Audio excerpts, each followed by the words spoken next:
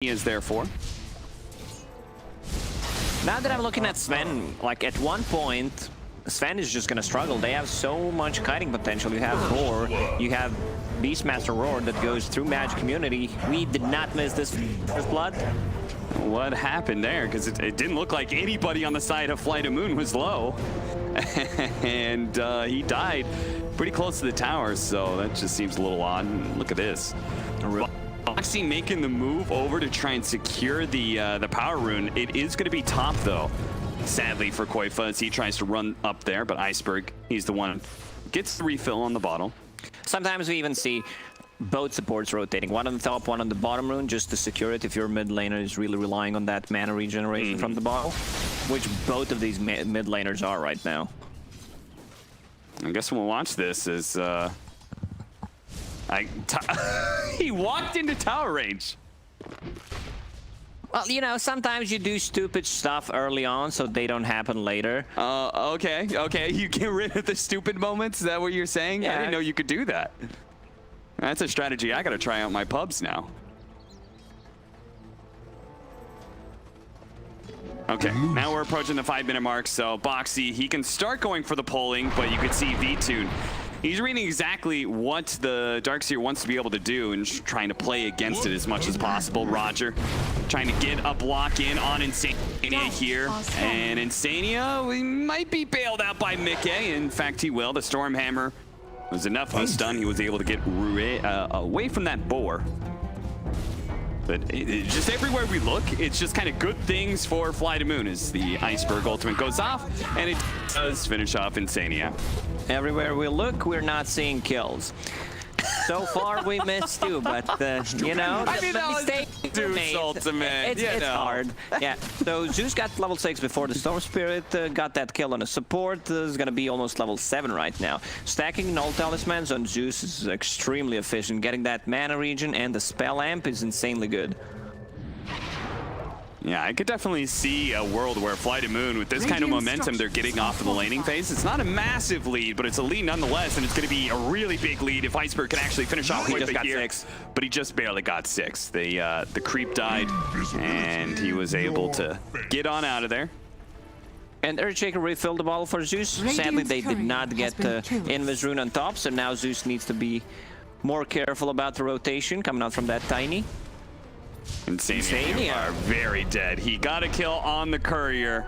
I'm not sure if you're going to say that's really worth it. Taiga's going to come over. They actually may fight this. The Storm Spirit thought about maybe rotating, and he was like, no, we're not going to do that. Now they're going to go for it as the supports separate away from Iceberg. They get the combo on him. So in the end, they do trade a support for a core there. Boxy thought about going for it. He did some nice blocks, but... So the Fairy Fire instantly backs off. Oh, he'd already blown his Surge, so that's why V-Tune really wants to try and catch him right here. But the Surge is going to be up in 1 second time, so Boxy should be able to run away. And is he going to TP out? He does. He's good. Taiga, meanwhile, gets caught by General. Looks like the... didn't even need the ultimate. Looks like he just got chased down by Boars. This is the second time that Darkseer managed to TP out, but he's losing a lot of XP. Like, look at his net worth right now. Yeah. 700 below. Beastmaster Zeus has another ulti ready.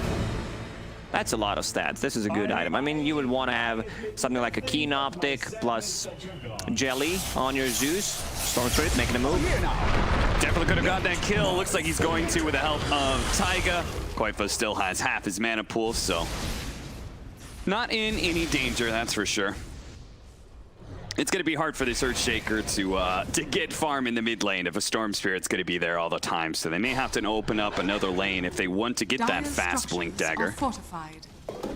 Zeus maxing out his Q just to be able to spam out the lanes, push them out, and not feel threatened by rotation. But they'll still have very good heroes against the Zeus, don't get me wrong. Okay, Taiga's making some pretty good rotations here. If they can bring down General, which they should, the toss up in the air, pops the Fairy Fire, and pops the wand. Neither is enough to keep him alive, though. That's a full Mask of Madness, and he is extremely farmed right now. And I know Team Liquid really loves to stack the jungle. I just want to see how many stacks they have right now.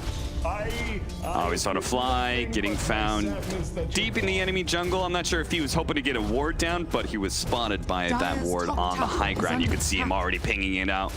So Iceberg may at some point in time try and deward that for the boys. Bottom tower is under attack.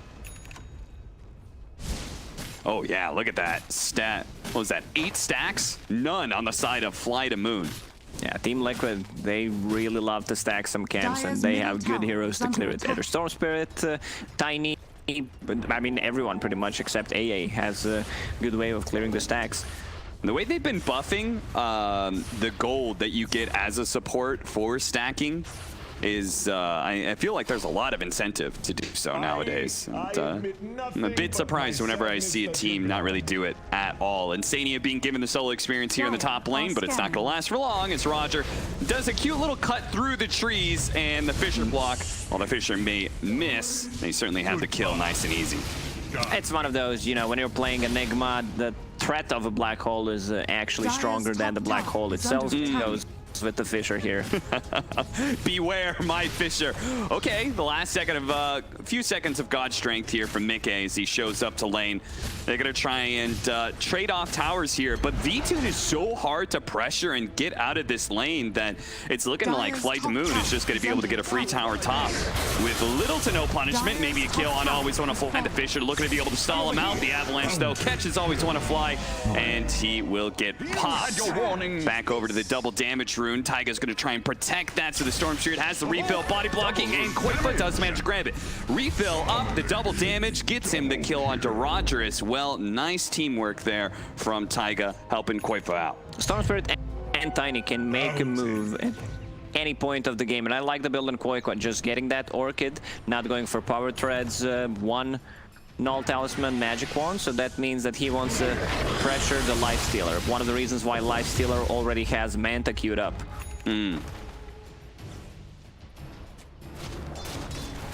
Like, you need to have some kind of dispel. Yeah. This is gonna be like 13-minute Orchid, and there's no real save besides like using a Fissure or a Beastmaster Roar. So you don't think the status resistance of S and Y would be enough? You think you have to have that dispel against this item? I'm not a big fan of Mantis style, but maybe if you just get... I mean, he has Armlet, getting something like a Heaven's Halberd could tank you enough and get some status resistance to be able to actually survive, and it's one of the best items still, even after the nerfs, great against Sven. Yeah. Everyone from Liquid's going to show up here after the kill on Taiga. They want to make sure they still keep their tower alive. The Fissure block is there. No Ice Path to really follow it up. The Siege Wagon is still alive, and it is doing some good damage onto this tower, especially with the Beastmaster Aura and V-Tune putting in a little bit of work as well. They're going to force out the Rage. Taiga's going to come in. Iceberg, he drifted a little bit too far and immediately gets caught by Koifa. Taiga comes in and gets the kill on Always Wanna Fly as well. He's looking for another one, but the Surge ran out eventually here. 2 kills in exchange for their tower going down. Now let's see how this counter aggression works for Liquid as they try and do the same, or maybe not. Again, V-Tune is just too much of a threat. Look off. Quick in and out by Koikwa, which I really like. He set things up with the only 1 point in Vortex. Enough for AA to land the ulti, and I don't think Zeus should have been there. Like, he was actually hitting the tower. Yeah. You have a Beastmaster, you have a Lifestealer, but Lifestealer already used the Rage, try to dodge the Stormhammer, which he did, but, you know, it's gonna be on cooldown, and this is where Team Liquid wants to take a play. I just want to see how much gold does Tiny have right now. I want to see his Blink Dagger timing. Okay, so it's still gonna be like around 15-minute Blink Dagger, which is insanely good. Then they can play globally with the Storm Spirit and AA. That'll be a big pickup, and they can start hunting down Iceberg like they're doing now. Koifa gets the assist from Insania. Just that extra bit of damage that you so often need as a Storm Spirit when you go for one of these kills.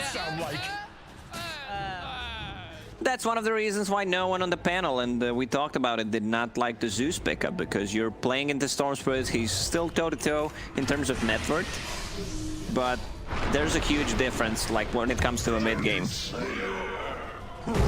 Taiga. Also, Taiga can achieve so much. Okay, hype it up. Yeah, there's so many heroes around here. Hype gone. I still did not see Beastmaster using a roar. Dire are scanning. So we saw him use it at Radiant's mid bottom tower on is under Taiga, attack. and That's it. I think that's it. Yeah. Yeah. Also, Helm of the Dominator build. I would love him to pick up something else than a Tomato Bear. Okay, he just got this, so they has something, a Radiant's root bottom mechanic against the tower Storm has fallen. Spirit, against the Surge, which is pretty great to set things up. Yeah, yeah. Like, they're very limited in terms of how they can deal with Storm Spirit. These teams splitting the sides of the map. Liquid just playing in the Radiant jungle, Radiant's and bottom vice tower versa is under for attack. Fly to Moon. Both the carries are pretty much neck and neck, as are the mids when it comes to net worth. The biggest difference right now is the Blink Dagger progression for Taiga compared to our Earthshaker. And I think that's kind of expected, though. And Tiny is just naturally going to be able to have a lot more opportunities, easier kills, better farming mechanisms. There goes that second Primal Roar. Is not going to get the kill onto Boxy, even though that ensnare was nicely used. There's the reveal of the Orchid from Koipa. With the double damage rune, Taiga immediately going to TP out of this top lane. This is the pickup that they needed on Team Liquid. They just got Orchid, and instead of killing Zeus once again, they kill a hero that they feel threatened from if he gets his Blink Dagger. The instant initiation against the Storm Spirit, so he's more than 1,000 gold away from that Blink on Earthshaker right now. Yep, and there's the Blink from our Tiny. So it's going to be a world of difference of impact from our 4 positions in this next fight. And you can see Taiga's already pulling in a smoke. The They want difference to keep is this going. Darkseer enables Tiny to actually do stuff like he would have a Blink Dagger, but just surging him in. Yeah. Stupendous! They know. Yeah, there's this Hawk. So they're going to smoke right underneath it. Now, how does Fly to Moon respond to this? Are they going to completely retreat? Or are they going to play in a high ground here? They're a little bit separated, so retreating is the best option for now. Always want to fly, turning around, and embracing the smoke to make sure that his Beastmaster, his core, does get out. He broke the smoke, died. I think that was his plan. You know, he Yeah. does not want any other cores to die instead of him, so he just breaks it, takes one for the team. What a bro, huh? What a bro. Always want to fly.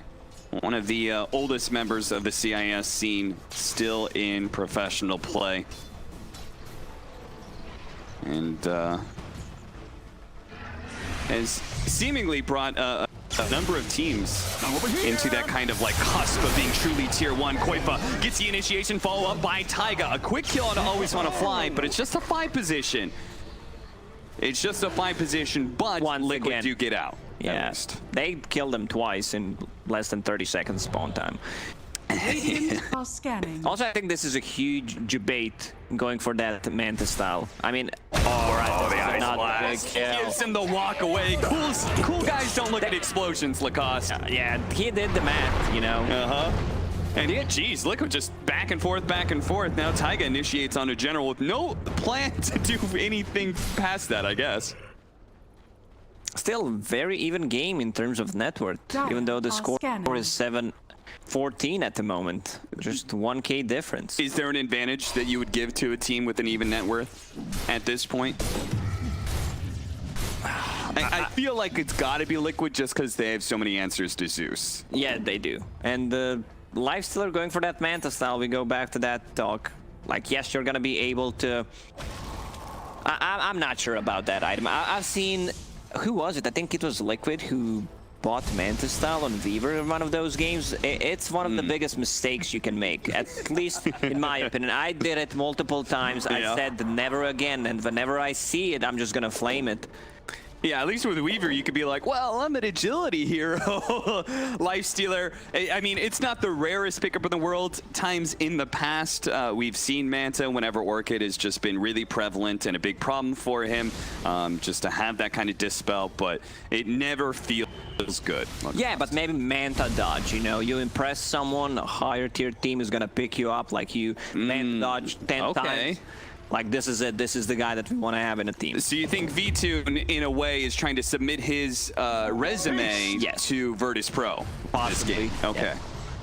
Philly, drop for Team Liquid. This is the item that you want to give to your AA Sometimes I've even seen Darkseer getting that item, you know, because he does not rely on dealing any physical damage. Smoke breaks. They use the Zeus ultimate to get vision, very similar to the way you would use Spectre off of a smoke breaks, but only catching the 5 position. Both teams seemingly having those very sacrificial 5s. They're not gonna stop.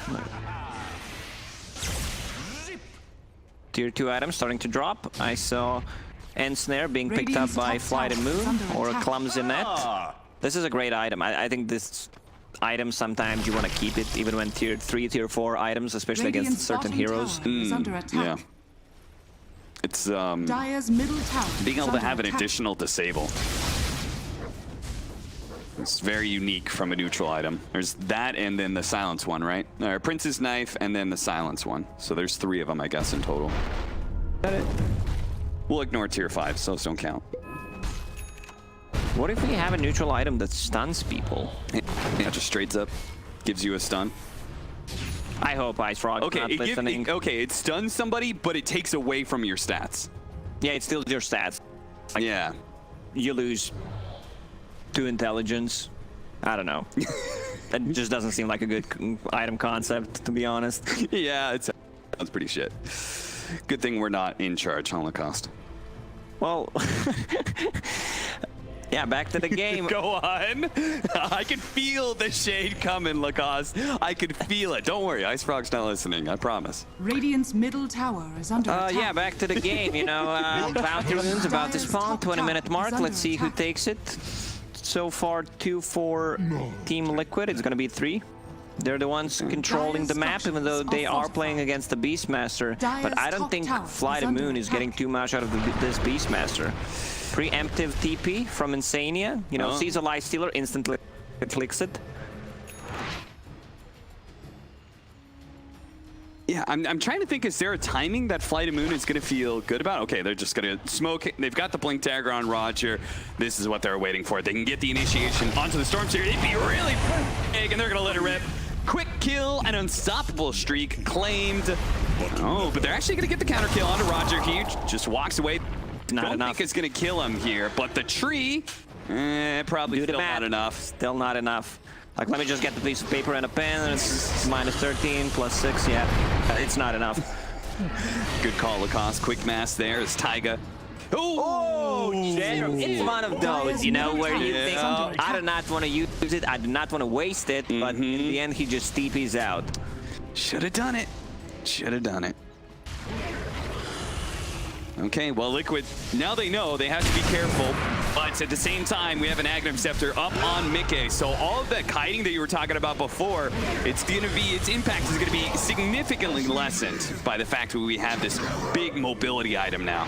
Yeah, he understands that he needs something to be able to just deal with this kiting. Even though he has a surge, it's still not enough. Boars, Beastmaster, open wounds.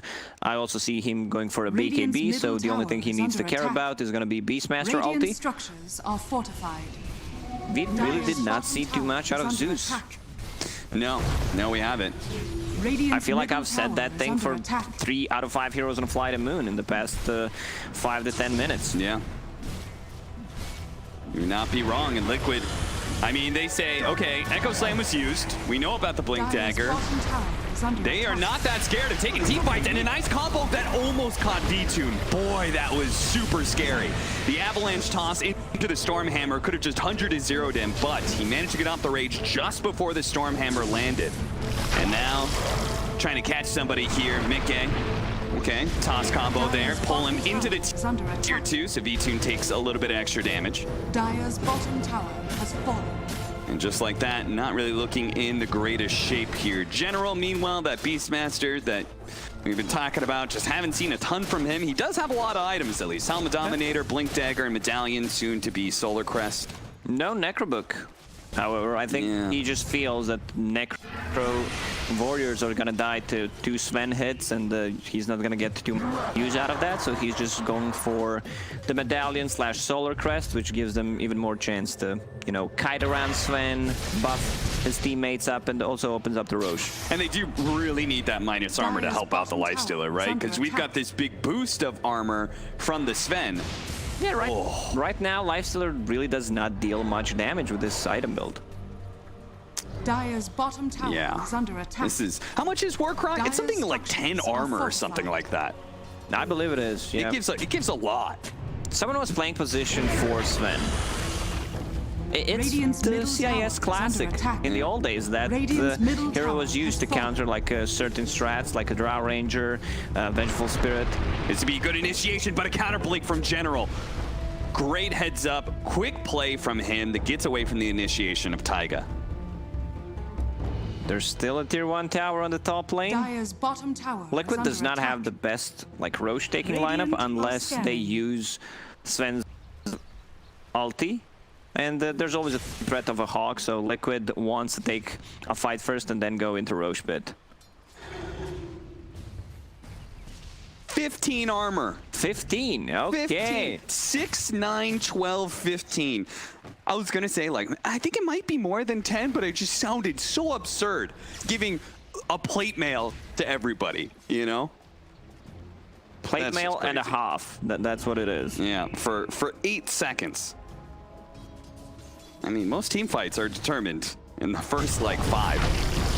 Echo Slam initiate, once again catching Koifa here. Another good kill for Fly to Moon with their Echo Slam, but they need to be able to catch some more heroes, bigger ones, like this stun onto Mickey, which may get him caught here. It's gonna be a little hard to get out, but he turns around, strength, and just 4 shots him. The toss up in the air onto B2. They're gonna throw out some stuns onto Mickey, but you can see Mickey is just putting in the hurt right now into Roger, and doesn't give a damn about Fly to Moon. The Rage the man to dodge, resume denied. Because Virtus Pro says, come back in a year, son. Maybe when you've got some more experience under your belt. Oh, that was a tough one. I mean, Zeus, once again, being out of position. This is going to be a full team wipe. I don't think Always Wanna Fly is getting out of this one. I mean, Tiny is booking his ticket on Tiny Airlines, and here he comes. I mean, that was clean. The fact that Taiga went from top to mid that quickly to get the additional kill. And suddenly 7k gold lead for Team Liquid. Lifestealer cannot fight into Sven at the moment. He does not have the items. He has a Basher, no Heaven's Halberd. This Manta style really does not do that much. Like, yeah, you're gonna get rid of the silence, but if you wanted to go for that, maybe just the BKB as your third item instead would have been a better choice. Stupendous! Also not the item that you want to buy. Like, if they have a lot of spell damage, BKB is okay, but as a like 4th, 5th item, you need to play around the team. You can't just itemize, oh, they have spell damage, I'm buying BKB, then 30 minutes in, it's gonna be 5 seconds and you're not getting much out of that. Sometimes I get stuck on this Lacoste, so I apologize. I feel like I've said it a number of times, but Tiny's just an insane hero, man. Yeah, the he fact is. that he's such a threat with the Blink Dagger, but the bonus is, unlike Earthshaker, like the next 2 items that you get on Tiny, like all of a sudden this guy becomes a big late game threat as well. Now he's got the Shadow Blade on top of the Blink Dagger, so he's even got a bit more physical damage, better opportunities to initiate as well. Yeah, he can actually solo kill either Zeus or Jakiro with this kind of a build. Are scanning. And he wants to find that Zeus. Like, they want to take him out. He has full Aghanim Scepter. Look at him, just standing, protecting the Zeus at the moment. Yep. Scan from Team Liquid was there. Plus, they've got this ward on the right-hand side, which I Always Wanna Fly does know about. It's gonna be hard for Team Liquid to maintain vision. You're playing against the Zeus, you're playing into Beastmaster Hawk, but no Necro Warrior, so that's good for them. Yeah. Kyle is coming back. He is one of the panelists, I believe. He thinks this game is over. Yeah, he's just kind of like, he's got a smirk on his face. He just kind of shrugs. Apparently, he doesn't think there's a chance in hell that Fly to Moon is able to win this one, make the comeback against N8K, and I don't think he's too wrong. Don't you ever show me that again, Kyle. Kyle is just being rude. Not on a work day anyway, Kyle. That's for weekend. 11 to 20, 8,000 net worth lead. As we said, it's 28 minutes, and Fly to Moon's lineup. Would I be wrong in saying it's going to run out of steam at some point? Like, it's always going to, like, they always can win fights because they've got Earthshaker and Zeus can do a lot of damage, but I think now it's a good time for them to take a fight. They Yeah. just picked up Arcane Rune on Zeus. They also picked up Quickening Charm on him, so that's going to be a lot of cooldown reduction. Yeah, I want to see them play with a little bit of urgency here. I want to take some fights. Sven still does not have a BKB, so if they get a good initiation on him, they can really burst him from 100 to 0 easily. Yeah. And they do have the Echo Slam up. That's a nice pickup for the Zeus. Okay. Dire's structures The smoke from Liquid, though. You could see Liquid feels really They have good. no vision. Don't have vision, but they will go blindly into this high ground area. As soon as it pops, Taiga jumps forward, does Blink like of Roger, blink. but he misses. Roger actually blinks in return, but Roger's stuck in the corner, and he's going to be caught by Mickey. They stop the initiation from Flight of Moon, but Mickey is in all by himself. He's roared up underneath the Macropire. He's taking so much damage. He gets off the Stormhammer, but there's the Aeontis from Iceberg protecting him. And what a folly from Liquid. Why would you just force it like that, Lacoste? They had no vision. They were climbing uphill. Look at this. And snare from the high ground. I think what they wanted to do is just scout things out with the Shadow Blade on Tiny, but it ran out. So they, and also good positioning from Fly the Moon. Now they're gonna take the Aegis. They had to buy back on the Earthshaker, so he still has ulti. Trying to catch the Earthshaker here and see if he can burst him down. And he does manage to do so with enough mana to get out. Won't stop Fly to Moon in their current objective, though, in taking Roche. I don't think Koikwa wants to go in. He just got a really big kill, which means that Earthshaker's gone for the 60 seconds. So they're going to give that Aegis to a Life Stealer. Bounty Rune spawning. Seems like it's just going to be 2-for-2 trade. It just felt like to me, like Liquid, I felt like the game was going well for them, you know? No need to, like, press your luck. And they got 2 really big items before that fight on Fly the Moon, especially that, I mean, 1 item from the new Blessing from the Gaben, and also a rune, Arcane Rune on Zeus. Like, this is the rune that can change the things of the game. Same goes for some double damage inside the Roche pit. Shout out to Roger, though, for that really fast blink. Even though he didn't end up in a very good spot, it did force Mickey to use Stormhammer on him, which then delayed the rest of the follow-up. It allowed Fly to Moon to really get set up for the team fights, so. Problem with the Sven right now is that he dispels everything. He's gonna dispel that Eon Disc, he can dispel a Glimmer Cape. It's very hard for them to itemize. The only thing you can do is just to blink dodge it. Like, you cannot go Scepter, you cannot build Yule Scepter. Yeah, we saw a lot of Blink Daggers picked up yesterday specifically to try and counter the Sven Aghanim Scepter. That's what Evil Genius's game plan was, and it seemed to work really well. Dire's top tower is under attack. Dire's top tower has fallen. So an 8,000 net worth lead now down to 5 with Fly to Moon holding an advantage in the Aegis. We'll see if it actually wins them this next fight, though. How do they want to assert their map control? What towers are they going to be hitting? Even though Liquid is 5k gold ahead, I feel Fly to Moon is in control of the game right now. Not just because they're holding Aegis. Even though if they did not have it, I would still go for Fly to Moon at the moment. Yeah. Like, they're the one controlling the vision. You saw the issue when Liquid tried to make a move in the previous fight. They had not a single observer board across the river. Oh, that is a massive issue. They can't get that initiation out. Oh, is he going a second Eon Disc? Am I missing something? Huh. They don't stack. Yeah. There's no way they stack. I mean, they don't. They share the cooldown. Well, maybe I'm proven wrong.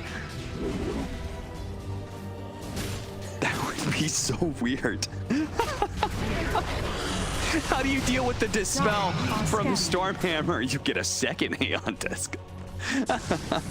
What if you just buy a second Eon Disc, put it in the backpack, and then swap it in after? Yeah, it's triggered. And you can do it instantly if you like disassemble the components and just unlock them during a fight. Yeah, that is such an obscure mechanic that your guess is as good as mine. Is they're going to be able to get the Nimbus plus Roar initiation, the picks off Boxy, and Roger follows it up to be able to get the stun onto Mickey. Now the Orchid goes out to prevent any follow-up stuns, but Mickey is still taking a lot of damage. Taiga tosses Mickey back into the base to try and bail him out here, and bail him out it does. Gets him out, allows them to be able to reset. Flight of Moon will also reset because they've seen the buyback from Boxy, so no need to try and pressure too much here. Earthshaker needs to get a defensive item. It's very hard for him to, just blink in and rely that he's gonna live. He gets the good Echo Slam, he knows he's gonna die afterwards. Yeah. Well, Flight of Moon making good use of this Aegis. They're gonna take all of the tier 2 towers. Dire's bottom tower has fallen. Working towards MKB off of the after the Abyssal Blade that he picked up, so there's some real threats to this Storm Spirit.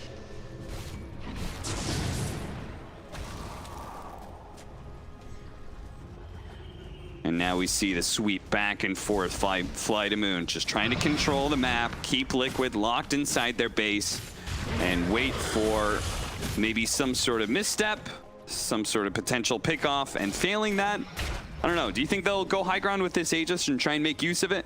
They don't have enough time. They have 40 seconds left. Team Liquid might try to make a smoke play, cut into back lines. Like, he is doing the work right now, but I don't think they want to fully commit. Yeah, it's not a real commit. He's literally just kind of poking, but smoke up. They've only got so much time left. At this point in time, Liquid, they should just be playing completely away from Flight of Moon and potentially getting ready to smoke themselves, but spotted Koifa with the Nimbus. Sadly, though, it was not mid-TP. They get the vision from the Thunder God's Wrath, though. He should have done that the other way, right? Yeah, you scout him out with the ulti and then cancel it with the Nimbus. Yeah, you gotta... He has an extra key to click. A fitting too much. bounty. There's one too many. Liquid. Yep. The Aegis is down now. They're close to the BKB on Storm Spirit.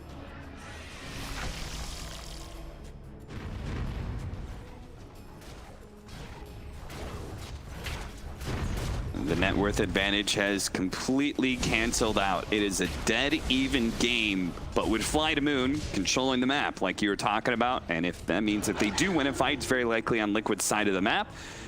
And that means they can force more things out of Liquid. Buybacks, potentially tier 3s, barracks. Last 10 minutes, Team Liquid has been just killing creeps on their side of the map. They did not make any aggressive moves.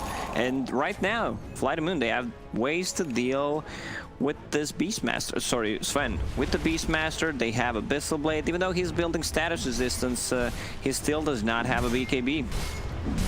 And I believe Beastmaster is going for a refresher. Same goes for Zeus. So that's going to be a lot of refreshed abilities. I tell you what, that's a pretty cool idea.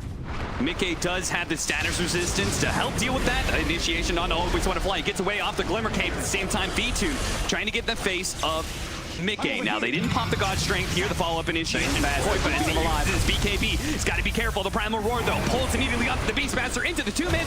Hammer's done. That's looking very pretty with the Avalanche over the top. The Macro Pyre Wall is keeping them a distance, but Liquid now sees them low enough that they can commit. V2 is low, and they're just going to man-fight him until V2 eventually runs out of steam, as his lifesteal can only do so much. Liquid, finally, the first aggressive maneuver we've seen from them in about 8 minutes, and it is a massive victory, a full team wipe against Flight of Moon, and it cost them nothing, Lacoste. They got a better initiation. It feels like in this game it comes down to that. Who's gonna get the first jump to delete one hero? Jakiro did not got much out of that fight. And if you look at the green stuff on the top, Earthshaker did not use his ulti, neither of Beastmaster, so you know things are not going well for them. And Storm Spirit, he picked up a region room, so he's full. If someone shows, like, this is the trickiest part. You're playing against the Storm Spirit, full mana, full HP. They might use the scan. If you just try to use a spell, you're gonna die. I'd love to see what happened to the Earthshaker there, because I remember the initiation started on Jakiro, and then the pull was on the Beastmaster, and they got the 2-man stun from the Stormhammer on Lifestealer Beastmaster. So what happened to Roger? I did not see, I have to say.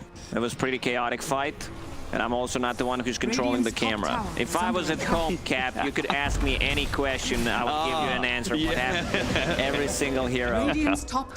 Wow, Lacoste, you're so good. So good at making excuses. Hey, that's the most important characteristic. Oh, spell press For an analyst, anyway. Yeah, that's a great Radiant's item bottom for tower like is under 3 attack. members of their team. I still feel like for now, Sven.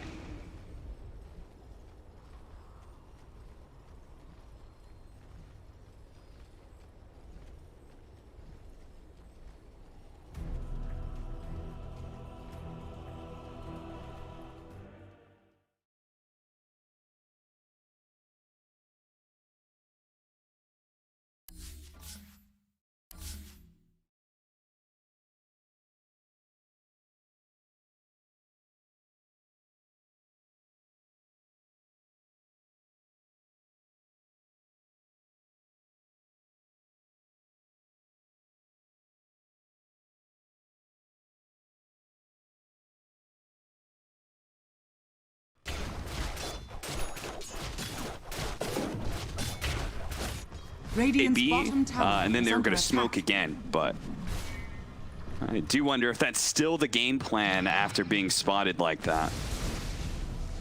Certainly looks like it, yeah.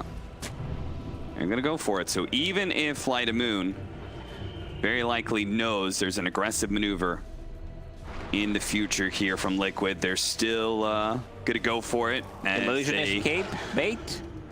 That's what the item is good for. They don't have that super carrier that's gonna, you know, have it in the inventory, but it's always easy to just try to bait and put them out of their comfort zone.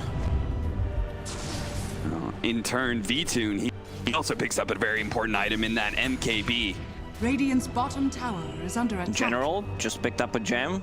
From now on, we can call him Gemeral. Radiant's bottom tower. He's has the one fallen. with the illusion escape, you know, just wants to be that bait. Stop it, Lucas, stop it. This is supposed to be a serious broadcast. You can't do that to me. Stupendous! 50 to 28. Looks like Lotus Orb next up for the Darkseer, while Lincoln's was picked up by Taiga. So they're really trying to address the Primal Roar threat for both Mickey and Koifa. You know what you could do with the illusion escape? I don't remember seeing anyone do that. You know, he just used it 2 times on a Beastmaster. So the 4th time, let's say you give it to someone else, to be out of the position. They will not expect that. Yeah. No, that's a good idea. Even better, you could put like a Lincoln's on it or something. Can you put Lincoln's on illusions? That's a good question. I don't know. That just makes the Put a illusion all solar the more crest. convincing. Oh, yeah. For sure you can do that. Yeah. Glimmer cape. Use everything and then the team fight starts. They don't fall for a bait and you have no ability. Spell prison. All right, that's a good one for Zeus, huh? Yeah. That's the big pick-me-up. Still missing a neutral item. That's okay. 3 out of 4. Flight of Moon says it's good enough for us. It all comes down to this next team fight. Who's going to be taking this next Roshan? Will this smoke work for Flight of Moon? Approaching with Roger. Got the Echo Slam ready to go. If they get the right initiation, if they catch Koifa here, it would be massive. Just a little bit too far away, just a bit shy. Now he makes the jump, catches Koifa, quickly brings him down with a Nimbus. Koifa's gone. Initiation counter follow-up as the Stormhammer going down on the General. They're gonna make sure there's no Primal Roar. Actually, it looks like he already used it, but Koifa with the buyback and the long zip in. He immediately addresses Iceberg. He knows who he wants to go for, and there's the Dispel onto the Yule Scepter. It cost them a buyback, but if they can get this Roshan, they'll be forgiven for that. There's no buyback on Zeus. He's 200 gold short. There's no buyback on Beastmaster. He spent all his gold buying that gem. That means that Team Liquid is in full control of this game.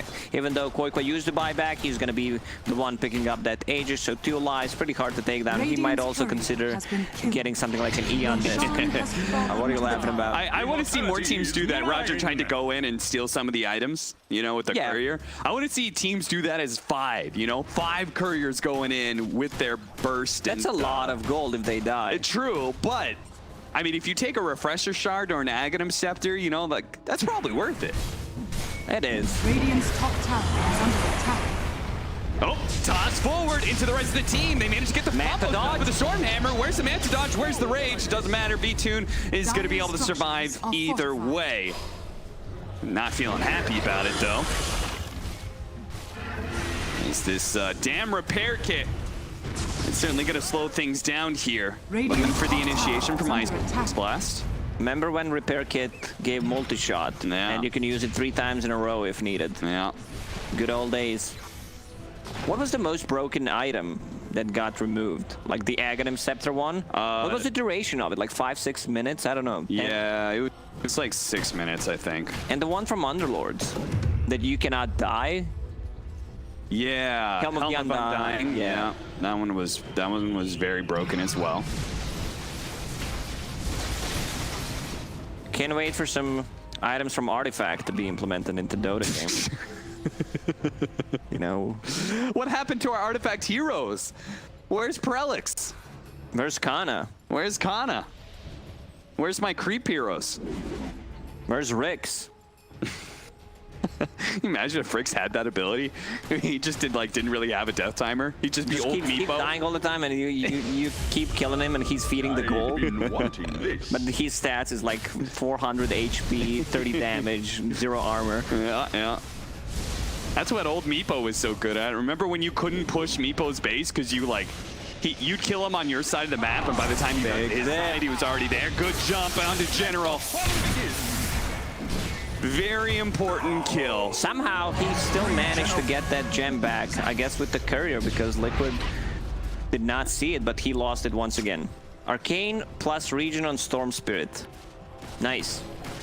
And somehow he was that far out and still did not manage to farm another Radiant's top buyback. tower So is under attack. Liquid, it's annoying to push high ground. No doubt, but Taiga's going to try and break this by being able to jump in and quickly grab the Jakiro. Now, Mickey's going to be able to man fight against V2, no problem, but eventually his BKB is going to wear out, and that repair kit's going to come into play and heal that tier 3 up. So Lincoln Sphere, Lotus Orb on your Sven, he goes in, still cannot kill the buildings. Glyph plus repair kit, keeping it alive, and a couple of buybacks. What's our last item for this Sven? Because he can get the Aghanim Scepter and make it a passive and open up a slot, so... What do you figure, Daedalus? Daedalus, just straight up damage, yeah. Always on the fly, V2 actually going in, trying to go onto the Sven, a decent amount of damage from all of that magic, and Mickey, without his BKB, you could see he can definitely die in these fights. He's going to be fed the cheese here, quickly gobbles it up, but it looks like maybe Liquid is going to try a fast play. The best idea because Koifa is still lacking in mana right now. He's low with the bottle and has Bloodstone, should be able to regen up, can click it in the fight if needed. Has that magic lamp, like I was talking about Eon Disc, but this is the item that gives you hard dispel, and you could be able to, you know, get the zip off even if they get a good initiation from the Earthshaker. I believe that noise was the Aghanim Scepter finish for Sven, so... V2 checking out here. They've got vision of him. Mickey immediately going to pop the God Strength, going for the jump, ends up on the high ground. He's stuck. Hey, is that where he wants to be? Mickey needs another Stormhammer to be able to get down, and he sees the opportunity on Roger with a great pull-in from the vacuum. Koifa managing to survive thanks to that magic lamp. V2 was able to TP out, at least with the rage, but it looks like Liquid, they've got such mobility, all that extra catch now. Koifa's going to be caught with very little mana here. Magic lamp going off, and he still has the Aegis as well, so he's actually going to be fine for now. A Fissure and a Lightning Bolt that they can place down immediately onto the Storm Spirit, but not enough follow-up there. V2 instead, now he's going to charge forward, starts poking at Mickey, but that's all really it is. Just kind of poking. Eventually, there's the vacuum hammer. A big hit on 3, and that is going to be the conclusion of game number 1 as Liquid close it out in fancy, fancy style there. I like how they just showed Insania on camera, who was being cold-blooded, not saying anything. You know, the rest of the team was just clearing them up. But do you think he's Ancient Apparition is a fitting choice for him, you're saying, as a personality? Yeah, you know, cold feet, cold-blooded. The Iceman, captain of Team Liquid, Insania, leads his team to a victory here in game 1.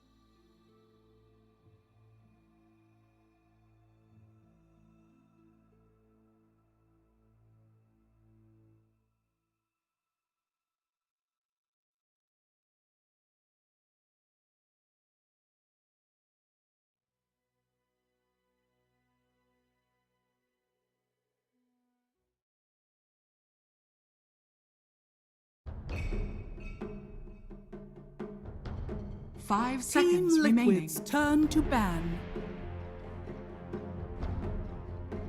Like, stop giving Liquid tiny. Radiant team ban.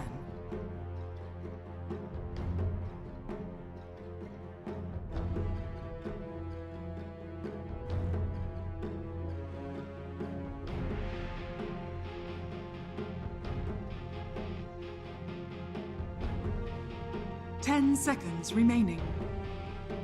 This one seriously and don't 5 screw it up, because Fly the remaining. Moon is not a bad team. They will find a way. They almost beat them in game 1. Team Liquid's That's it. turn That's it. to That's all I ban. got. All right, well, that's all you get anyway. Radiant That's all we team get. ban. And that's not all you get at home, though, because you get the game, you get the draft, and let's head over to the draft Pantheon for game number 2 between Team Liquid and Flight to Moon.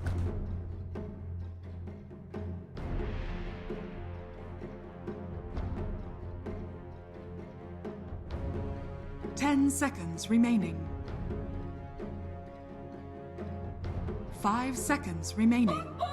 That is what you sound like. That is what. That is what you sound like.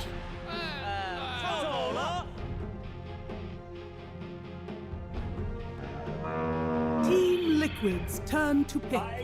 I admit nothing but my sadness that you could stop this man.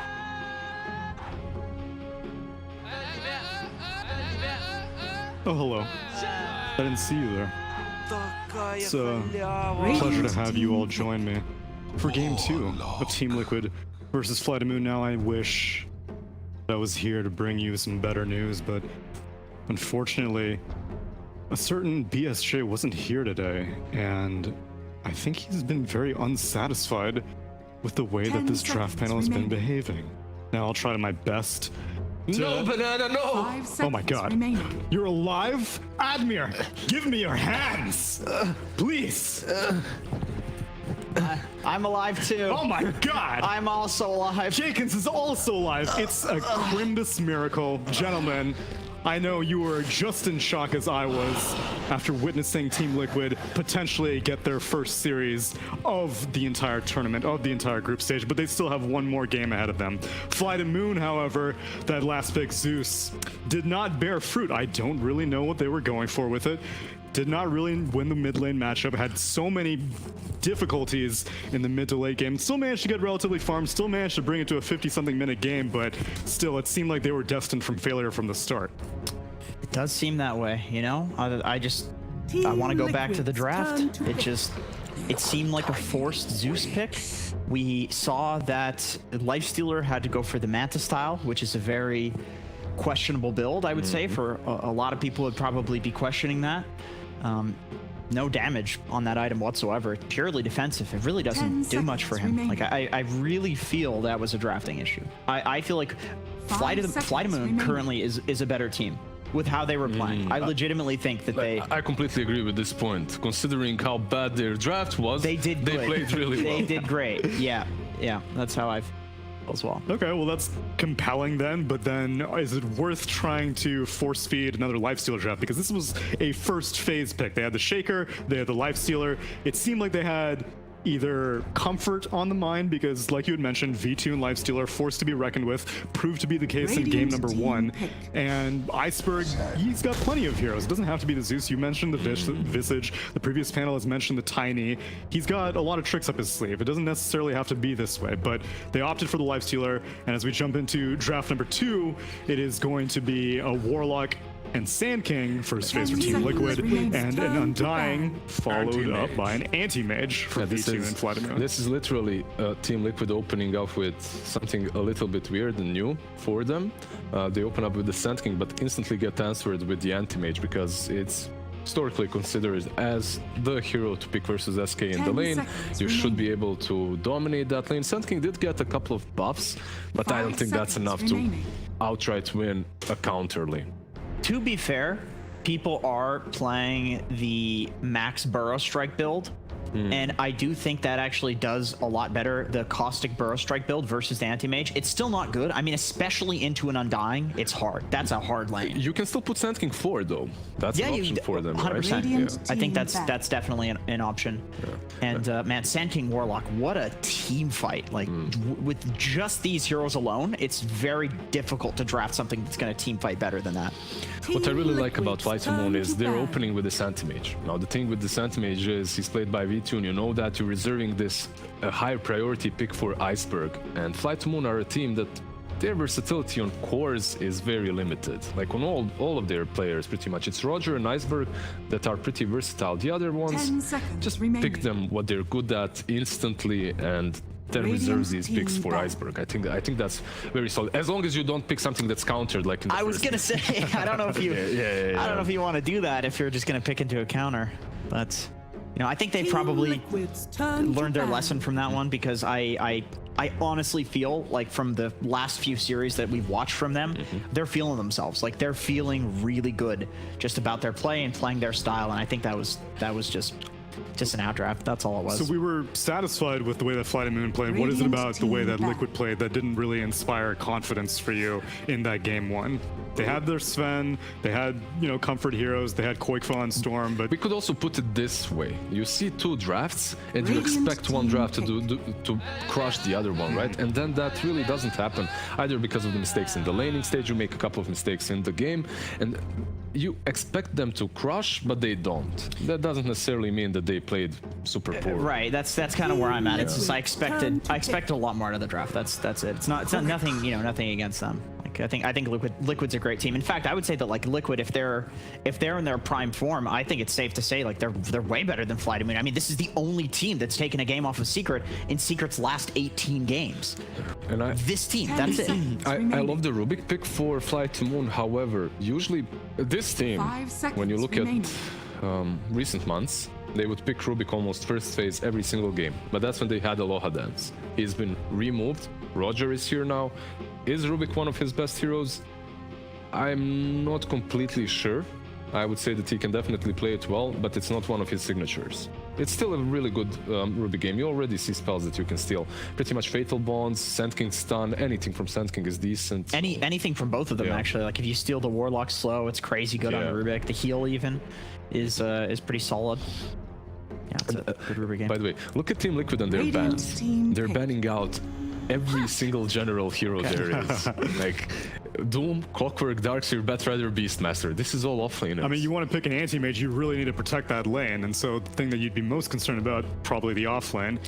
I would guess that after game one that they may have 10 seconds felt like they needed to protect the remaining. mid lane a little bit more, but it seems like Iceberg isn't too shaken up by that Zeus game. 5 Yeah, Flight to Moon is seconds also remaining. they banned out the Slardar, they banned out the Tiny, right? Like they have some of these things as well, but Team Liquid's they're not turn really to aiming pick. at one player as much as Team Liquid, even though most of these offlaners can be played as 4 as well, like Dome and Clockwork, right? But So I actually think you're right about the Sand King, by the way. This puck, the last time they played this, it was Boxy playing it. He played it off lane, and it was the only other game that they won. It was versus Viking.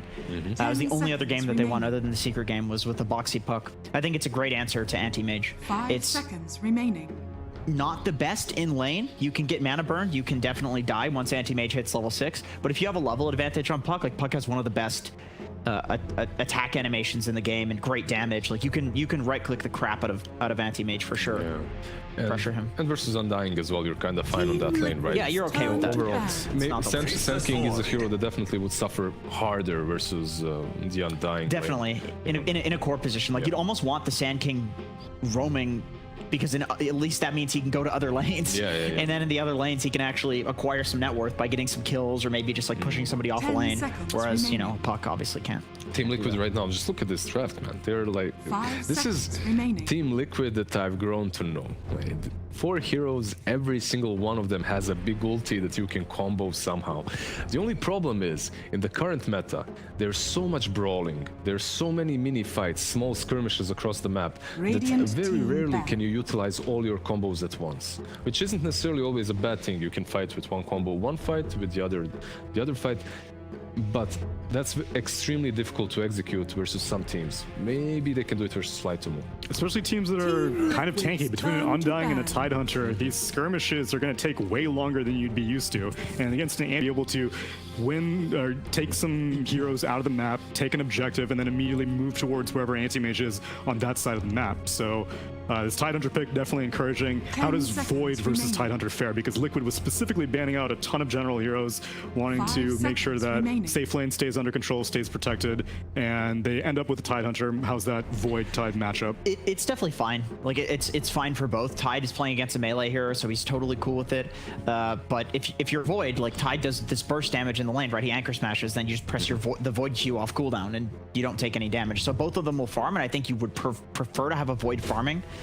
You do have a Warlock too to heal as well, and I feel like Void is one of the better heroes versus Tide. Are you pressuring Tide though? Like, no, you're not pressuring Tide. You have remember that you have 2 damage mitigation heroes on the same lane, right? That's true. That can be extremely difficult for Void to play into when You're it talking comes about between the Fade Bolt damage reduction and Anchor Smash damage reduction. Yeah, when you come into that lane as a Void, yeah, you'll be healed up. You will stay in the lane. How much will you get out of that lane is a question mark for me still. Radiant and it can be a bit problematic. Templar Assassin. Okay. Templar Assassin. Going for TA. So it is a roaming Sand King. Cool. Yeah. Yeah, that'll be interesting. So they still have the counter pick. Is I would assume Batrider is banned. Batrider is banned. Yes. Where's the Venomancer at? Viper's banned as well. Viper's banned as well. Darkseer. Wow, they've really covered all their bases on Jakiro mid got him. Oh no, don't do it. No. 5 seconds. Another limp Jakiro mid. Yeah, Jakiro usually, like long time ago, Jakiro was a perfect pick versus some heroes on the mid lane because you scale well as well. But it just isn't the same any longer. If you mess him up just a little bit a couple of times, that hero disappears into the darkness. You know what? Am I crazy that like a Veno would be just insanely good right now? You just run like a mid Veno or even a mid Tide. Like you've Veno versus Void. That obviously is extremely good against the Void, who's good against burst damage, destroys him in lane. It's in lane. You're thinking Veno off lane and Tide mid? I'm thinking either. I think it's just think about like how do you fight into like a Veno Tide Undying if you're Liquid? And then you just have Anti-Mage farming the entire time. Anti-Mage pops off. Like that is such a strong death ball with those heroes. Veno gives them some like persistent fighting too. It's like the ultimate does matter, but it doesn't matter that much. It's like, you know, on Sand King, for example, the Sand King ultimate doesn't matter either. It's more about his Burrow Strike. Right. Like I think Veno is more about the wards. You definitely have this one position that is your win condition, right? Your Anti-Mage. So you could go for something like that. Venomancer. Oh, they go for the even worse option. Okay, yeah, that's dirty. Yeah, this is very dirty, but Huskar has been changed, and that magic damage can really get to him. So that's also a little bit questionable because you are playing versus a quite a decent amount of magic damage coming from Team Liquid, plus you have that Chronosphere, and you don't have any save besides some heals from Soul Rip perhaps, and some utility that Tidehunter is bringing to the table. It's a lot of damage over time too. Like armlet toggling in this game is going to be really hard for Huskar. But you're playing into this TA matchup. Like there's no hero that you can put against this Huskar where he's not going to have an extremely good lane. But the thing with TA is you just go jungle. Any TA player knows that. And Koikwa is definitely one of those. Few levels on the mid lane, even on second level or third, get a couple of raid bans, just go to the jungle, leave the Huskar. And then Warlock or Sand King, both of these heroes are excellent at soaking mid. In fact, Sand King is a hero that I recall people in NA for a while were picking as a counter to Huskar because you literally, it's a sentry battle, right? Huskar is all about destroying the lane, and Sand King, as long as you have a sentry down and they don't, you win the lane. So Sand King can, if he goes a couple of points in his Sandstorm, he can actually lane against the Huskar. So you're already kind of predicting that Templar Assassin is not going to have a good time in that lane. She's going to have to abandon it at some point. But she'll be fine in the jungle is the thing. Right, but then someone's going to take it over. As we see, the odds definitely favoring Team Liquid. They won game one, unsurprising, and favored them again. But you don't want Team Liquid to just kind of like take this hard counter lying down. You want them to be able to react to it somewhat. I think they're going to do a good job reacting to this. I think there's a reason that Huskar has fallen off tremendously in the past 5 to 6 months. I think people are getting a lot better at dealing with it. Unfortunately, you can't do the mid creep cutting thing now. That is what people are doing. But the TA versus Huskar matchup, I'm sure Koikva's played this a million times. That's a classic. Like, this happens all the time in pubs. Your TA, the guy last picks Huskar, and then he thinks he's gonna own you. You just go jungle, and you're 2 levels ahead. Let's see if Koikva's seasoned experience will maybe be able to bring Liquid to their first series victory as we pass it on to our casters for game number 2. That's right. Is Liquid going to be able to actually close out a series for once in this group stage and against a hero that, while being a counter pick, yes, is a hero that hasn't really been seen hardly at all. It's been picked 3 times so far in Omega League, and nobody's picking it in the Immortal division. Lacoste, and yeah, what is that reason? I just don't find him that strong, to be honest. He got nerfed a couple of times in the recent patches, and what the panel talked about, you know, it's going to be mid TA against the Huskar. You found that matchup in the pub games if you are TA spammer, and Koikwa definitely is. But think about it, you can just bail after getting 2-3 levels, go to jungle, keep farming, and Team Liquid, they are the team that stacks a lot of camps, and this is how you make a comeback with the Templar Assassin. I'm a bit worried about the top lane, see how that one's gonna go. There's gonna be Anchor Smash, there's gonna be Bolt against the Faceless Void. Like, this combination against 2 heavy right-click damaging heroes in the mid game as well. Like, that's a lot of minus damage if they get on top of them with the Tide. See individual battles all over the place to try and win over Bounty Runes. It does go 2 for 2 though.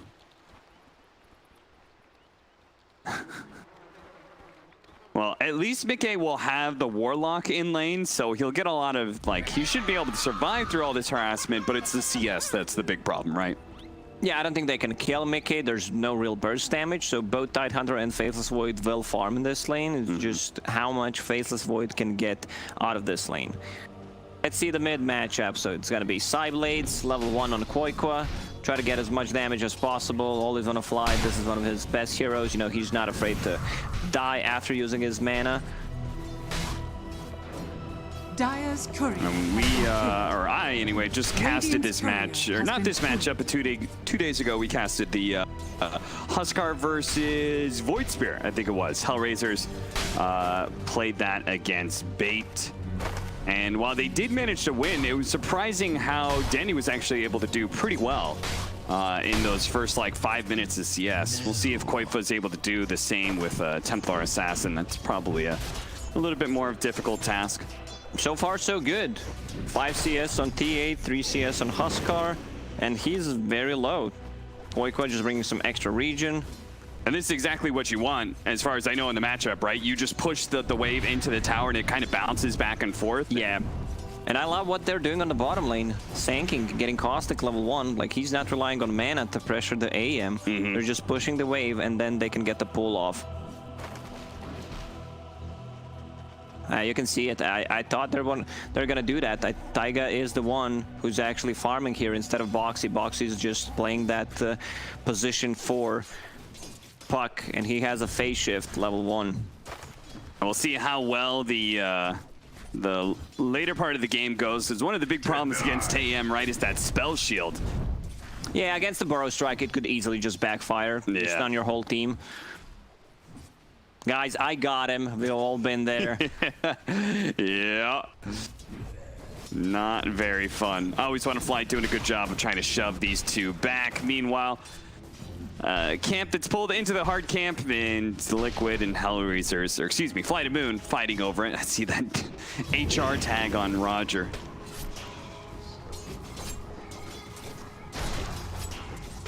So Liquid has Observer Ward on the bottom. No sentries from what I've seen on Flight of Moon. They need to bring one. I think Sanking got hit hard by the nerfer. You cannot eat a sentry with the Quelling Blade. Yeah. Like, you place a sentry, you see a sentry, you instantly kill it. Yeah. And so far, Liquid doing a good job just spreading around so they're not hit by 2-man decay. Trying to keep their distance and also stay out of the hands of V-Tune, who's looking for that free mana burn. Top lane seems to be going okay, though. 16-0 right now for the Void, so looks like both the carries are relatively free farming. TA still doing all right in the CS department. Of course, a lot of this is going to be neutral creeps because, as everyone's been talking about, at some point in time, you just got to go jungle. Ooh, looks like he's getting a little bit low here. Always on fly, tries to get off the soul rip, but he gets silenced, and first blood goes to Boxy. Small victory for Always Wanna Fly, getting that observer reward. I mean, you gotta stay positive. Yeah. He just died there. You need to find something good in what he just did. And Sania in a bit of trouble. He does have Fairy Fire as well as Stick Charges. He pops them both to stay alive here. Mickey, surely a bash is going to come in here as he had hit a number of times without it. They just can't win the man fight, though, against this kind of damage from the anchor smash that is preventing Mickey from doing anything and just overcommits. He ends up dying in a bigger win for Fly to Moon, no doubt. Dire's middle tower Using Time is under Walk attack. level 1, extremely aggressive, is the same as when you're playing Fangolier. Like, you want to get a kill with the Swashbuckle, it's a 20-second cooldown ability. You're just straight up dead if you're out of position. And Tide getting an earlier point in Gush, just so that they have extra kill potential in that lane. Yeah, Gush level 1 is such a value ability nowadays. AM getting harassed a lot on the bottom, but he's still keeping the good CS. Soul Rip Heal plus 2 small rings just to have that extra regeneration going. And this is the build that I've seen on and tried on position 4s. When you like want to have some extra spell damage, you want some extra mana regen, so you buy Null Talisman. Taiga able to stay just outside of the Sentry. Boxy will rush Spirit Vessel this game. I already see he's going for Earn. They definitely need it against Undying, against Huskar. Huskar also not the hero that, you know, just buys straight up BKB. He wants to tank up first, and you get so much value out of it.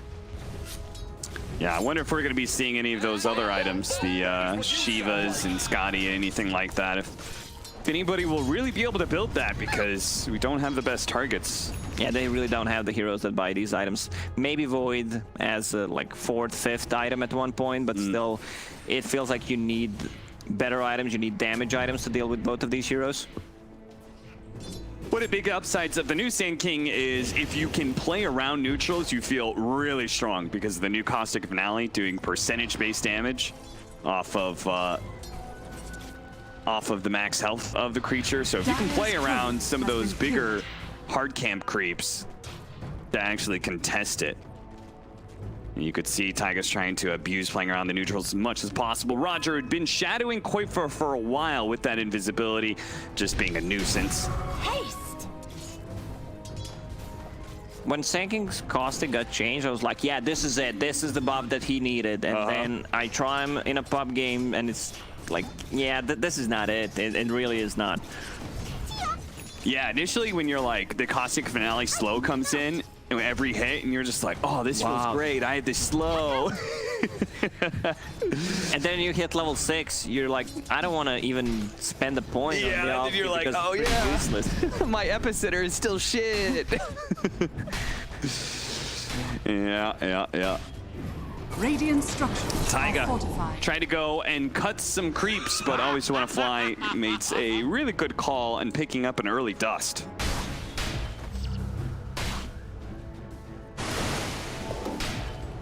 General slowing down Insania a little bit more. Its Fate Bolt could be used here. Is that gonna be enough? They're gonna have to dive in deep into the tower. One more hit and they get it. Tower is under attack. Feed the crabs now. Tidehunter is extremely high level 6, 7 minutes in. Mango Tree, this is a very valuable item when you're playing against the Anti-Mage.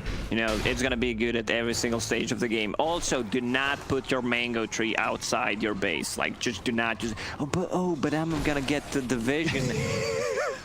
Is this direct shots at T-Governor? What, is he actually the one planting it somewhere? He even put a whole entire video together about where to put your mango tree out on the map for vision. I'm gonna have a talk with him. Well, maybe it's different now. I have no clue. But yeah, I mean, in this game especially, right? Like, you're up against an AM, you want all those mangoes for the entirety. Trust me, if this game goes like post 60 Dire's middle minute tower mark, there's is still under gonna be attack. no mangoes underneath that tree. So Taiga just rushing a Blink Dagger, and there's the stacks that we talk about. Koikwa making some. Also, I want to see if they stacked anything in their own jungle on top. So Koikwa already level 7. Like, yeah, you picked Huskar. She's just gonna jungle. You didn't get too much out of that lane. I think it's a pretty big debate, to be honest. Yeah, it's a pretty nice idea of just like Taiga being given some farm at bottom lane. Boxy then eventually becomes the mid laner. While the TA just does all that jungling, right? Because she doesn't want to stop hitting those ancients in order to defend a tower and put up with Huskar. So far better for the puck to be able to do so. So you kind of have, in some ways, the best of both worlds. And it's an insanely good blink dagger timing. It's a 9-minute blink. Yeah.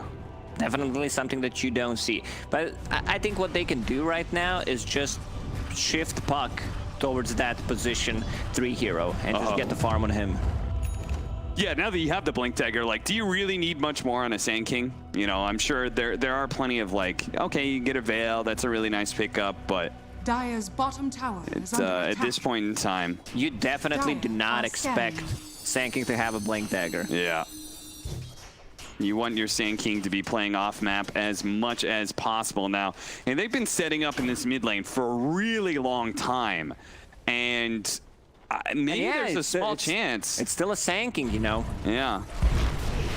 Flight of Moon, they've just been abandoned that lane with the Huskar. Quickly deal with the Tombstone, always want to fly, will delay the Tombstone death, but eventually it's 125 gold for Koifa. Now they're moving down to bottom lane, trying to, you see them dropping sentries. They're trying to do everything they can to find that big opening on a core. They wanted the Huskar kill, but he was busy jungling. Now they rotated to bottom, but didn't really find the opening there either. Uh-oh.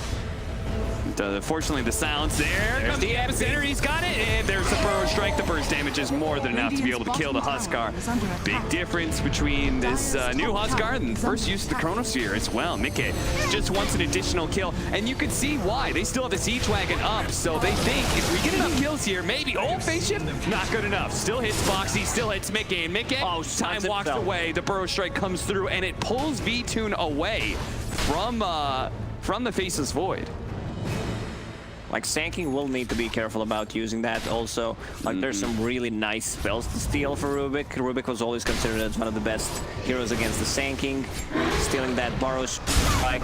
Hit by the dust, but Taiga, he wants to be able to fight around this. The rest of his team is still here. Fly to Moon, they got baited in by just have the vision. Oh, look at that! The ultimate got canceled there by Iceberg. Thanks to the Golem drop. Perfectly timed by Instadia. Roger's just in deep, and he does manage to get the kill on the Sand King, but it's such a hefty cost as now the Animage is dead and Iceberg is low. Fortunately, Liquid have run out of steam, but it was still a big win for the boys in blue. Surprised that Fly to Moon decided to go for that fight. They already used the Ravage, and maybe they did not expect, I don't know, not expect Warlock to be level 6 there, because, you know, he's a very strong hero at the moment. Also, Anti-Mage should not be joining any fights at all. Maybe if they clean up 2 heroes, he TPs, gets a hero kill with the Mana Void, that's it. But if Puck still has ultimate, like, you're gonna be straight up dead. Oh, Mikke, come on, man. Does at least get his item. The Mask of Madness arrives, and he'll continue to turboing through the neutral creeps.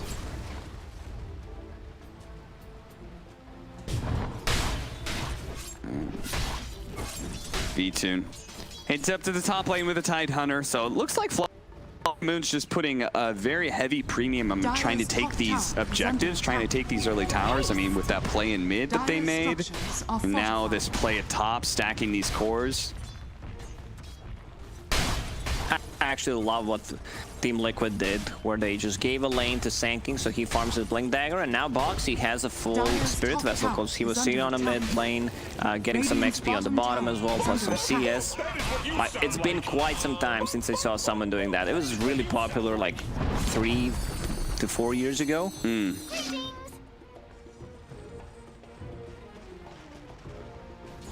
Boxy, I think he was trying to position himself to maybe get the deny. Maybe caught by the telekinesis, silence goes out, but still up by the telekinesis, man, to jump away to his illusory orb. Boxy hidden in the trees here, phase shift. He still has his coil as well, and I think Fly to Moon, Dire's top tower they're not under so attack. sure about sticking around there. The rest of the cores just want to run around and get some farm. They don't want to be distracted by trying to go for a puck for too long. General with his Ravage up really wants to take this mid tower. This will be the second Ravage of the game.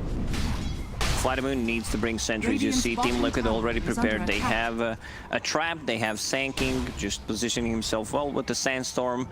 And they're defending a tier 1 tower, that's what matters. Trying to reset the cooldown on that rock. Still a good timing on a Battle Fury.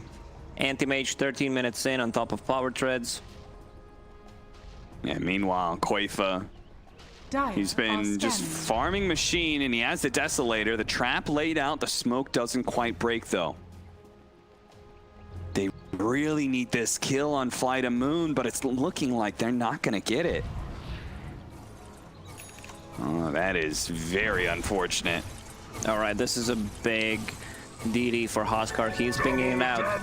Also, I talked about his itemization, so he realizes they can easily burst me, so I'm just gonna get Armlet into BKB, which I like here. I mean, you're still playing in the Chronosphere, playing into Deso, but you need to get rid of those Fatal Bonds, not be stunned by or locked down by Coil or Burrow Strike. Do you think Halbert's still worth investing? Oh, Epicenter's gonna go off. They're gonna try and burst somebody down, and it's not gonna be the Huskar. They're gonna go for that support. Always want to fly. Those still manage to get off everything.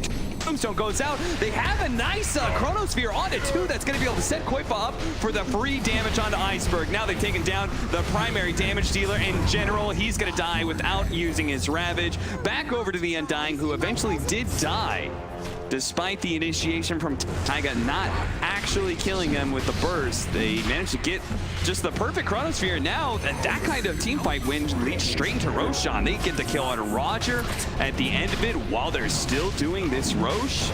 Another massive victory for Liquid. Yeah, this is the Team Liquid that I expected to see throughout the whole tournament. Like this kind of aggression, decision making. They get 4 heroes killed, they get the Roche. And I want to see some counter picking. You know, this is an earlier tight pick. You want to have hero like Enigma, Faceless Void, Doom, something that he can't crack enough.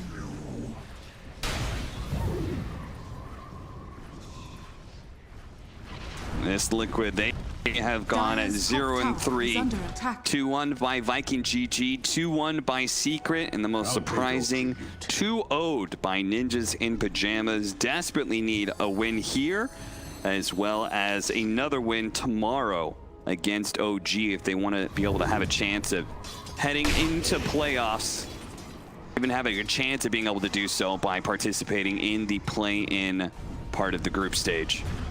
Haste! Flight of Moon wants to take a fight. You know, you have a Tide Hunter, you want to get use of that Ravage, get the efficiency going, but you also have Anti-Mage who does not want to take a fight, so you just need to play with the 4 heroes right now. But they're very limited on the tower damage. Like, you can try to go there. They have great ways of dealing with any kind of push with just parking the Sanking into the Sandstorm or Puck cutting the creep wave. Roger just cruising along. But again, looking like they just are just shy of being able to catch somebody, of being able to successfully rotate and get a kill. I guess the big side upside is they still have their mid tower. That is a lie. Boxy will take the offlane tower though. Stolen Time Walk, not the best spell to steal in this game. Like, you want to steal something from Warlock, Burrow Strike from Sanking, try to use it multiple times, silence before they get BKBs. Oh, once again, I still feel like Clumsy Net is one of the best tier 2 items. The value that you get against certain heroes like Faceless Void, Puck, Anti-Mage in this case. Personally, I'm a big fan of that other item that popped up, Essence Ring. That always feels pretty good. Maybe that's just me. Playing a lot of strength heroes that, you know, the extra HP helps and so does the mana regen, so just feels like that perfect combo. I don't know, are you concerned that Flight of Moon hasn't managed to, like, that they are down 5k right now? Or do you think it's okay just because they do have some late game of the AM as well as the Tide Hunter?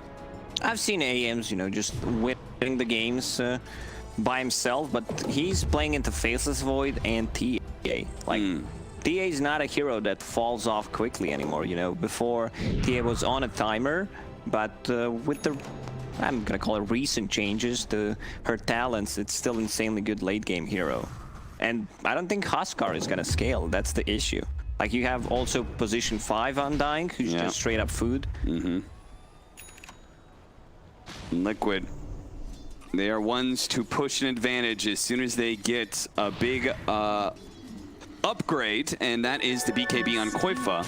It's going to be comboed double damage here from Koifa. So they're going to lead off a quick stun on to Always Want to Fly and turn that into a tier 1 tower while Fly to Moon is not in position to defend. So that's looking like a freebie.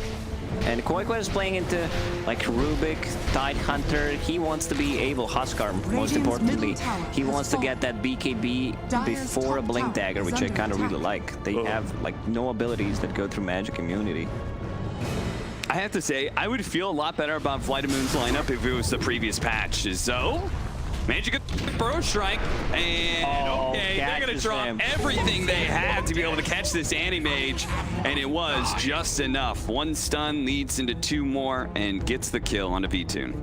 This is one of those games that could easily go wrong and end up in fails of the week, because you use the rock, you stun yourself, a missed Chronosphere, barely caught him on the edge.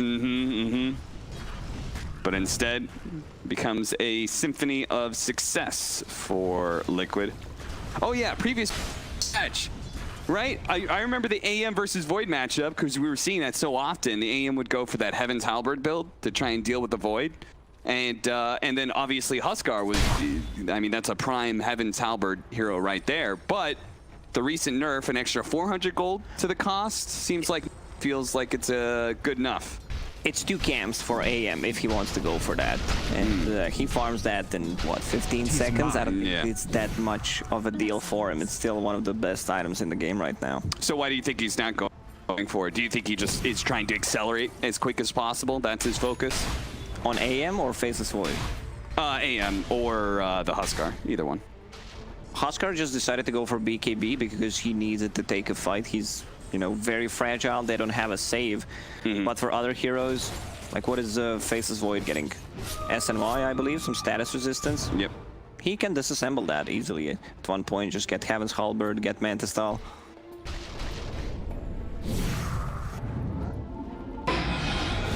I don't think this is the kill you're getting. No. Radiant's bottom tower They is under are attack. a bit scared of Mickey. And they probably should be because he's not that easy to bring down. 2,000 health. Yeah, plus some extra status resistance. They have no real burst damage. The only way they deal with him is burn his mana. That's how you kill him. Yeah, that trick works a little bit better, Koifa, if there's actually a camp there to bait somebody in. Instead, he walks over and he sees that there's no creeps there. And 21 minutes just happened. What? That's weird. The camp is blocked. Huh. Remember when people were doing that, you know, just blocking the camps whenever they were playing against AM? No, You know, buy a couple of sentries, 1 observer ward, so he gets no farm. Yeah, thank God sentries actually have a limit nowadays. You have to actually think about what you're doing with those sentries rather than just throwing them out willy-nilly. Boxy, they're gonna try and catch him. Does Rubik have stolen time walk? Is that what he's got? So he's gonna lead off telekinesis into the net. So that was a very cute combo there from Roger that gets V-Tune a dominating kill streak. So 468 gold for him. Radiant's bottom tower is under attack. Team Liquid does not necessarily need to, you know, just try to end the game right now. Put the pressure. They have 7k gold lead. Next Roche may respawn in a minute. This is their timing. Like, you can easily try to go for end the game push if you get the Aegis and the cheese. Radiant's bottom tower And is under Fates Void attack. already preparing for the itemization coming out from this anti-mage. You know he would love to get Butterfly at one point. He's playing against the Faceless Void and Templar Assassin, so just heavy right-click damage-dealing heroes. Yeah, and MKB just feels like a good damage item right now. If you've got an excuse to build it and you don't need any defensive items, just yeah, I like solid. that Iceberg is switching back to Heaven's Radiant's Halberd. bottom tower is under Just a attack. casual plate mail against the TA, since she has Deso and Meld. You're gonna be in negative armor if you don't buy any kind of armor item. Destroyed wards. 5 against Wait, did Cam stack 10? Jesus Christ, Liquid is just stacking way too much. Yeah, Liquid killing all the wards, stacking all the camps, the supports, man. They're doing some serious work for Liquid. I think for players who want to learn how to like play position 4, which Boxy was playing for the first like 10 minutes, could learn a lot. How to get farm in a game where you cannot actually get the farm from a lane, instead just stack multiple camps. A really aggressive smoke up here. Dire's top tower. We've got a ward on the high ground. They see the Huskar over here. The rest of the team isn't around Mickey just yet. He's calling to him. Hurry up, guys. Come. We've got the opportunity. I can get the Chronosphere with him on the edge, and is it enough for Koiva to get the damage in? It is. With that meld and all that minus armor, they're managing to bring down Iceberg just like that. Oh, it's still on Chronosphere, though. Uh-oh. They don't have the damage to deal inside the Chronosphere. That's the problem. It's just set up for maybe a Ravage, but they don't have a single spell they can throw inside a Chrono besides the Fade Bolt. That's true. Oh, they're going to jump in immediately. Ravage, just go for it. But the Burrow Strike follow-up, that actually stops a lot of damage from V-Tune, and now V-Tune stuck inside the coil. The counter Chronosphere, but it's not going to do anything. You're already caught. You're already dead. You've got no damage. The people slow everybody down, and 4, make it 5 in a row. They're going to chase him all the way to the tier 3 here. That's a wipe, and it cost them, again, nothing. Liquids, that's 2 games in a row now. Around 20, 24 minutes, they come through with a massive team fight victory, and it feels like it's all going to snowball from here, Lacoste. Yeah, huge body boxing in the end by Puck. I think he also has a full Aghanim Scepter finish, so this anti-mage is not gonna... Okay, he just needs 300 gold, but it's very hard. That's why they pick Puck, you know, against the AM, so... That leash mechanic just destroys him. You cannot blink, there is no save, and they took out the Huskar as the primary target. Roche just respawned. Cooldown on Chronosphere, 60 seconds. Ravage is used. They can just run into the Roche pit right now. I just can't believe V2, like, you gotta pop your spell shield. When you just jump in like that, you have to, you can't underestimate Liquid. You have to be like, okay, they're probably going to counter-initiate if we jump them, so you just got to pop that spell shield. Yeah, you need to counter initiate with counter spell. And counter the Burrow and Burrow counter. Yeah. All right, so fly the moon. They know what Team Liquid wants to do, so Liquid just bails a bit. I don't think you're taking this fight. BKB and now an Aghanim Scepter for the Puck. Now, they may not have Ravage. Oh, this is going to be just so deadly. Insania, look at this high ground positioning and always want to fly. He is now out of position trying to stop this. V-Tune does come out and does manage to get a quick kill on a Boxy. That's really good, but at the same time, Roger is very likely to die here. And inside the pit, Burrow Strike got out. Roshan's low, finish off Iceberg, and they grab the Aegis. No, he grabs it just before he dies. A second life. He's on the ground. Taiga, hello, wake up, General. He eats the cheese, and now Liquid, who had probably a free opportunity here to be able to get some kills, are in serious trouble. BKB, Burrow Strike Epicenter goes on out. Iceberg is going to get blown up a second time, and they don't have the vision to be able to spot Koiva, so V-Tune couldn't stick onto him.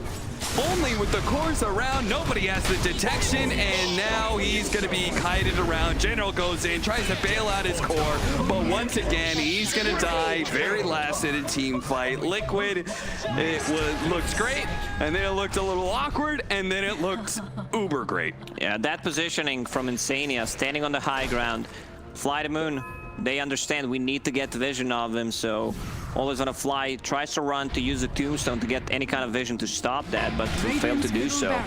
And this is a fight where they take the cheese and Aegis off of them, and it's gonna be a free barracks on a mid lane. And that fight, remember, was without even using the Chronosphere. Yeah. Weird part is I feel like Always Wanna Fly could have just kind of dropped, he could have chucked the tombstone to the other side of the Roshan wall, you know? He didn't really need to walk all the way around. Yeah, he definitely did not need to use it on the high ground. Melee barracks are going to go down, and Mickey will escape cleanly. The initiation from Fly to Moon is just kind of non-existent without... Where are those mangoes? I see Faceless Void with no mana. Okay, he just popped a couple. Can we see the base of Team Liquid, please, just to check how many mangoes are underneath the Christmas tree? Oh, look at that. Warlock even circled around. 1 mango left, and very likely, I think a courier's going to snatch that up. You're absolutely right. The cost. value tier 1 item. That's the word. What's the win rate on Mango Tree, Kyle?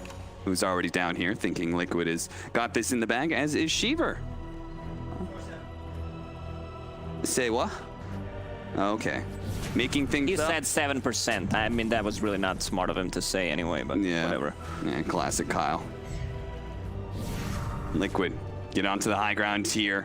And are they aware to jump in? Ravage on the two. That's beautifully set up. They can get the mana void. The spell shield actually goes off this time, but the burrow strike still slowed a little bit. They managed to get the kill. Turn around. Taiga activating his BKB, gets off the epicenter. And even if they kill Mickey, the true damage is coming from Koifa as he delivers another beautiful strike that brings down the undying iceberg. Left stuck inside an upheaval. And now it is just a pitiful life for a Huskar who is past his prime. Lacoste, his time is over.